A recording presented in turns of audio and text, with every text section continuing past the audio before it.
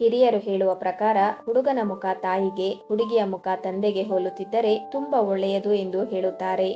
ಹಾಗಾದರೆ ಯಾವ ಹೋಲಿಕೆಗಳಿಗೆ ಯಾವ ಶುಭ ಫಲಗಳು ಎಂಬುದು ನೋಡೋಣ. ಮುಖ ಉದ್ದವಿದ್ದು ಅಗಲ ಕಮ್ಮಿ ಇದ್ದರೆ ಜೀವನದಲ್ಲಿ ಯಶಸ್ಸು ತುಂಬಾ ಬೇಗ ಸಿಗುತ್ತದೆ. ಮುಖ ದೊಡ್ಡದಾಗಿದ್ದು ಅಗಲವಾಗಿದ್ದರೆ ಅಂಥವರು ಜೀವನದಲ್ಲಿ ತುಂಬಾ ಕಷ್ಟಗಳನ್ನು, ಹಿಂಸೆಗಳನ್ನು ಅನುಭವಿಸುತ್ತಾರೆ. ಮುಖವು ಮೊಟ್ಟೆಯಾಕಾರದಲ್ಲಿದ್ದರೆ ಅಂಥವರು ಆಕರ್ಷಕ ಸ್ವಭಾವವನ್ನು ಹೊಂದಿರುತ್ತಾರೆ ಹಾಗೂ ಭಾವನಾತ್ಮಕ ಸ್ವಭಾವವನ್ನು ಹೊಂದಿರುತ್ತಾರೆ.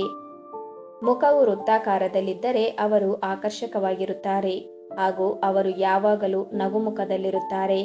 ಇದರಿಂದ ಬೇರೆಯವರಿಗೆ ನೋವಾಗುತ್ತದೆ ಎಂಬುದನ್ನು ಕೂಡ ಮರೆತು ಇವರು ನಗುತ್ತಿರುತ್ತಾರೆ.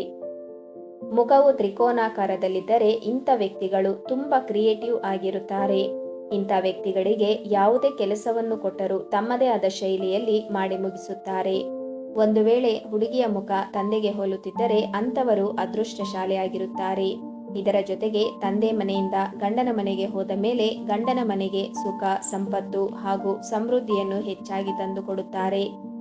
ಅದೇ ರೀತಿ ಗಂಡು ಮಕ್ಕಳ ಮುಖವು ತಾಯಿಗೆ ಹೋಲುತ್ತಿದ್ದರೆ ಆಯಸ್ಸು ಎಂಬುದು ಜಾಸ್ತಿ ಇರುತ್ತದೆ. ಜೀವನದಲ್ಲಿ ಇರುವ ಎಲ್ಲ ಸುಖಗಳನ್ನು ಈ ವ್ಯಕ್ತಿಗಳು ಪಡೆದುಕೊಳ್ಳುತ್ತಾರೆ. ಇಂಥ ವ್ಯಕ್ತಿಗಳು ಮೊದಮೊದಲು ಜೀವನದಲ್ಲಿ ಕಷ್ಟವನ್ನು ಪಟ್ಟರೂ ಸಹ ದಿನ ಕಳೆದಂತೆ ಯಶಸ್ಸಿನ ಉತ್ತುಂಗಕ್ಕೆ ಏರುತ್ತಾರೆ.